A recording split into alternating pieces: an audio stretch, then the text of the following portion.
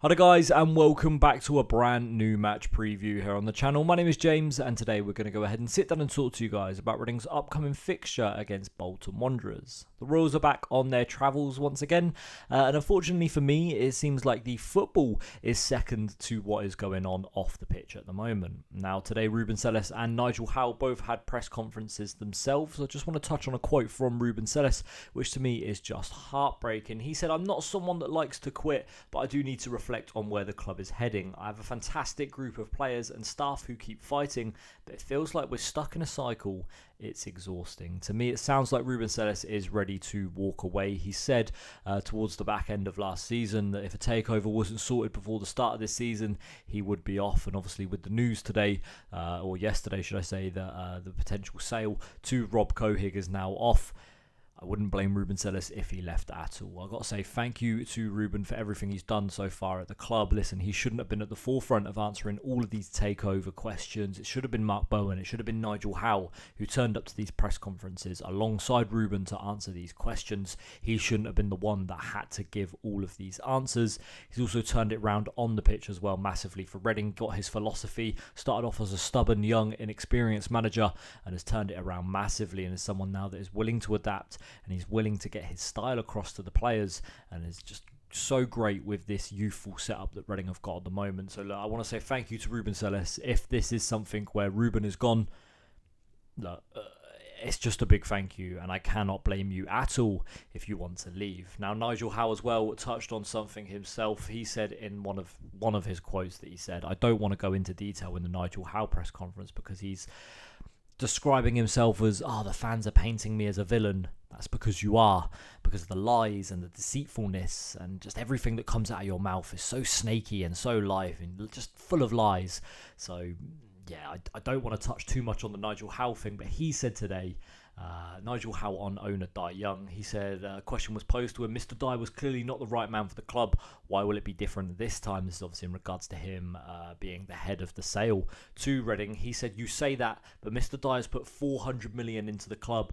You answer me that. Why is that not the right man for the job?" Now, Reading over the last 3 years have had 18 points deductions. We've had multiple times where wages have been unpaid. We've had tax bills that have been failed to be paid.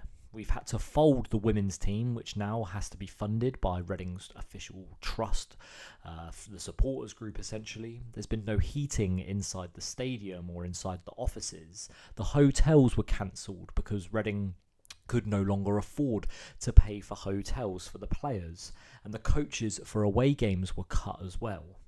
There's been multiple times where Reading have had winding up petitions put up against them, and we've had 5 straight years of a transfer embargo. Nigel Howe, what you've said there is ludicrous and stupid.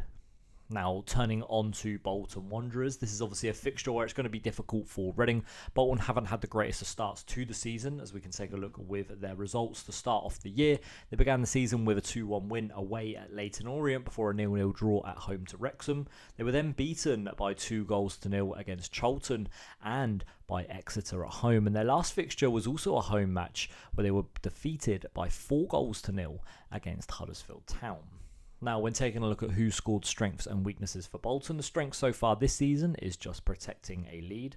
The weaknesses, though, are multiple, and that's defending against long shots, defending against through ball attacks, defending set pieces, finishing scoring chances, and defending against attacks down the wing. Now, the style of play that Bolton like to play is they attack down the right, possession football, short passes, the opponents play aggressively against them, and it's a consistent first 11. Now, as somebody that was obviously in League One last year and paid attention to Bolton, starting 11 is similar to last year. Nathan Baxter remains the number 1 in goal, but he's got strong competition for that spot, with Luke Southwood now being the backup goalkeeper. The defence as well is strong. Owen Toll still there, Ricardo Santos. You've also got Chris Farino mixing in there. Josh Sheehan is one of the best midfielders in the league. Aaron Collins is there. John McAtee, Dion Charles and Victor Adebayo are all really strong players, but it hasn't really clicked so far to start the season for Bolton. There's been rumours of potentially sacking the manager after the last result against Huddersfield.